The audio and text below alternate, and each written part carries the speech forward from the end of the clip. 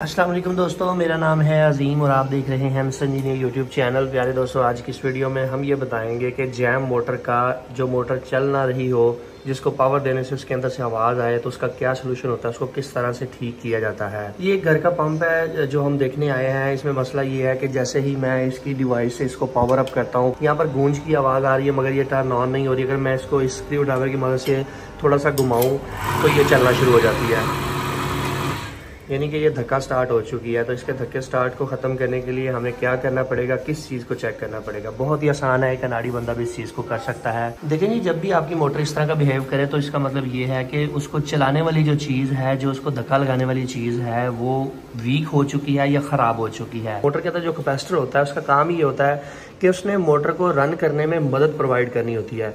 तो आप लोग यहाँ पर देख सकते हैं कि हमने इस कवर को उतार दिया। तो मैं इस कवर को थोड़ा सा पीछे करता हूँ और आप लोगों को दिखाता हूँ कि मसला कहाँ पर है।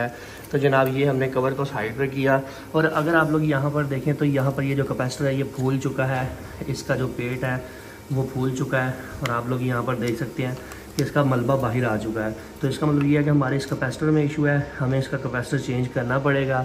इसके कैपेसिटर को मैं नया ले आता हूँ। ये देख लेते हैं कितना यूएफ का कैपेसिटर है, इसको हम चेंज करके फिर आप लोगों को दिखाते हैं। आप लोग यहाँ पर इसके कैपेसिटर का हाल देख सकते हैं कि इसका पेट फूल चुका है और इसका जो मटेरियल है वो बाहर निकलना शुरू हो चुका है। तो इसका जो सोल्यूशन होता है वो यही है कि आपको कैपेसिटर चेंज करना पड़ेगा। इसकी हालत आप लोग यहाँ पर चेक कर सकते हैं। एक चीज़ की एहतियात आपने ये करनी है कि जहाँ से तारें उतारनी है वहीं पर लगानी है।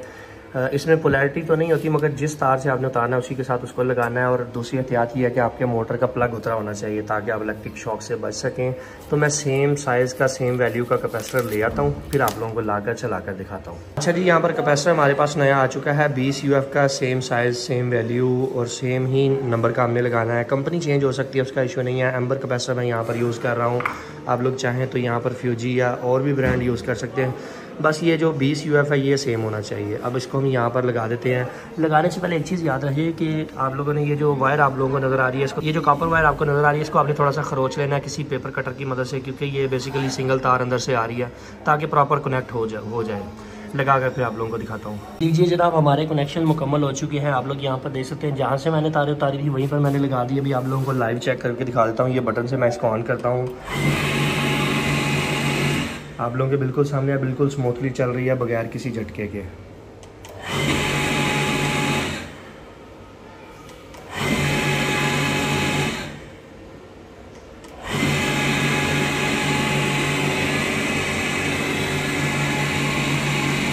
दोस्तों, इसके ऊपर लगे हुए कवर को मैं उसी तरह से फिट कर देता हूं जिस तरह से मैंने इसको रिमूव किया था। फाइनली दोस्तों, आज की वीडियो यहीं तक की। उम्मीद करते हैं आप दोस्तों को पसंद आई है। सिर्फ 400 रुपये लगाकर मैंने इस पंप को रिपेयर किया है। आप लोग चाहें तो अपने घर के पंप को खुद इस तरह से मरम्मत कर सकते हैं। अपना बहुत सा ख्याल रखिएगा, अपनी दुआ में याद रखिएगा। अल्लाह हाफिज़। पाकिस्तान जिंदाबाद।